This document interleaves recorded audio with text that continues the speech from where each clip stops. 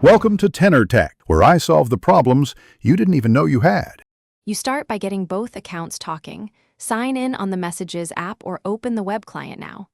Once done, pair your phone or log in with the same account so threads sync across devices. This is why you see current conversations. Make sure permissions are allowed for contacts and notifications so messages appear promptly. If you plan voice notes, enable microphone access. Next, locate the Compose control and prepare the recipient. You're ready to begin sending a message. You now compose. Click New Message or the Compose box and type your recipient's name or number to start a thread.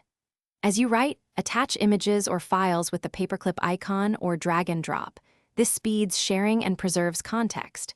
If available, use It Mentions to direct someone in group chats and add emojis or simple formatting to set tone. This helps avoid miscommunication. Once written, press Send or Enter. Make sure the message status changes to Delivered so you know it left your PC. To finish, manage threads, pin important conversations, archive old ones, or delete what you no longer need to keep the inbox tidy. Once done, double-check that threads are syncing. If messages are missing, reconnect the account or repair your phone so sync resumes.